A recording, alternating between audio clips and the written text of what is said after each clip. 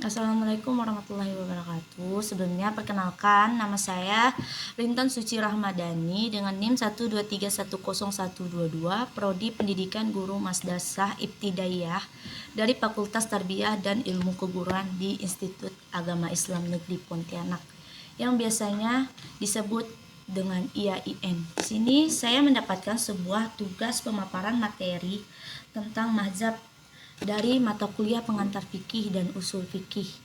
Baiklah teman-teman, tidak perlu banyak berbicara, langsung saja kita masuk pada pembahasan materi yang saya bawa. Apa sih mazhab itu?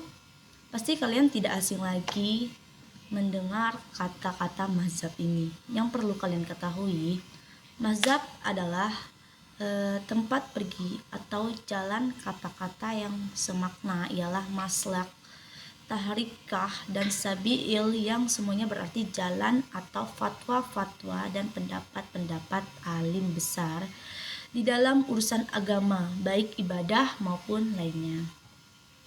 Salah satu pendapat, aliran, pelajaran, dan banyak pertentangan karena perbedaan pendapat para ulama. Mazhab juga bisa disebut dengan sekelompok umat muslim yang mempunyai pandangan yang berbeda sehingga sampailah pada tahap perselisihan. Ada beberapa sebab munculnya sebuah mazhab. Yang pertama pada masa sepeninggalannya Rasulullah SAW banyak perbedaan argumentasi yang bermunculan, sehingga banyak sekali yang harus diselesaikan. Yang kedua, ada meluasnya daerah Islam yang mencakup semenanjung dan membaurnya adat istiadat serta tradisi bangsa, pergaulan bangsa yang ditaklukkan oleh bangsa muslim. Terus yang selanjutnya ada jauhnya negara-negara yang ditaklukkan oleh pemerintah Islam pada masa pemerintahan Umar bin Khattab. Daerah Daulah Islamiyah bertambah luas yang mana hal itu mendorong para sahabat dan tabi'in ke berbagai kota berguna menjadi hakim dan mufti pada saat itu. Mulailah terbentuknya sebuah madrasah. Madrasah ini dibagi menjadi dua. Yang pertama yaitu madrasah hadis atau tradisionalisme dan madrasah raiin atau aliran rasionalisme. Kapan sih mazhab itu lahir? Seperti yang kita ketahui, bila diruntut ke belakang, mazhab fikih ini sudah ada sejak zaman Nabi seperti mazhab Aisyah radhiyallahu, mazhab Ibnu Mas'ud radhiyallahu, dan mazhab Ibnu Umar. Masing-masing memiliki kaidah tersendiri dalam memahami nas Al-Quran Al-Karim dan Sunnah. Ada beberapa perlu kita ketahui, ada beberapa mazhab yang timbulnya karena politik. Yang pertama adalah mazhab Syiah. Yang pertama adalah mazhab Syiah, yaitu yang berpendapat bahwa Ali yang seharusnya lebih berhak menjadi khalifah. Mazhab Syiah ini kemudian terpecah menjadi beberapa partai karena perbedaan paham, namun bermasyhur dan memiliki banyak pengikut. Sampai sekarang adalah mazhab Syariah Imamiyah. Yang kedua ada mazhab Sunni Al-Sunnah wal Jami'ah. Mazhab Ahl-Sunni terbagi menjadi dua madrasah dan hadis Imam Malik, Syafi'i, dan Abu Hanifah termasuk dalam golongan raihi menurut Ibnu Qutaibah. Pendapat lain mengatakan bahwa Hanifah termasuk golongan raih Imam Maliki, Syafi'i, Ahmad, dan Daud ke dalam golongan Ahlul Hadits. Dari semua pembahasan di atas, perlu kalian ketahui ada empat mazhab yang familiar di kalangan masyarakat, yaitu Maliki, Hanafi, Syafi'i, dan Hambali. Mazhab-mazhab tersebut memiliki perbedaan pendapat dan dari para ulamanya. Tetapi di antara keempat mazhab tersebut, banyak orang mengatakan bahwa mazhab Syafi'ilah yang memiliki keistimewaan dari beberapa mazhab yang lainnya.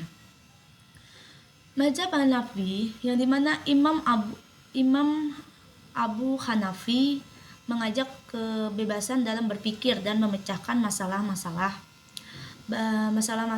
yang belum dapat di Al-Quran dan As-Sunnah dengan pembahasannya yang merdeka dan bebas. Beliau banyak menentukan hukum dengan kias dan analogi yang diutamakan pada kias yang kuat.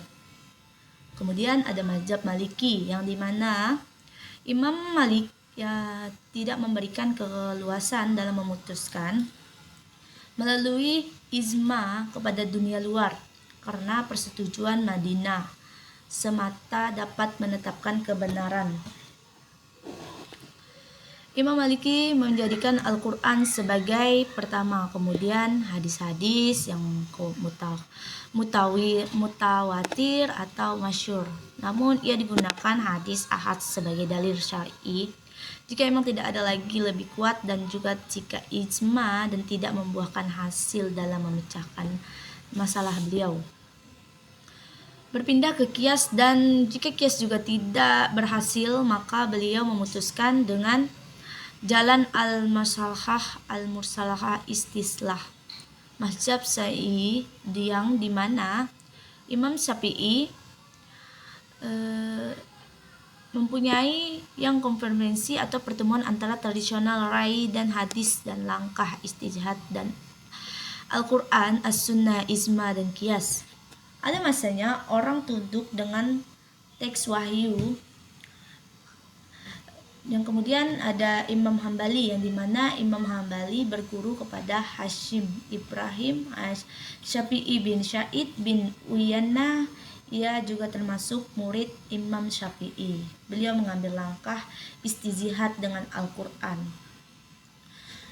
Adapun sebab-sebab perbedaan antara mazhab antaranya ialah yang pertama, adanya perbedaan akal melakukan istibat, perbedaan banyak dan sedikitnya ilmu seseorang dalam artian ada ilmu yang telah sampai pada seseorang namun tidak sampai kepada orang lain.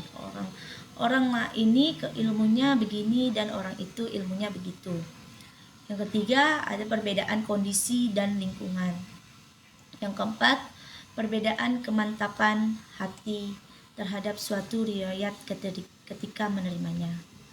Jadi sekian penjelasan mazhab menurut saya dan pemaparan materi kali ini. Jika ada salah kata yang diucapkan, saya mohon maaf dan terima kasih. Wabillahi taufiq wal hidayah. Wassalamualaikum warahmatullahi wabarakatuh.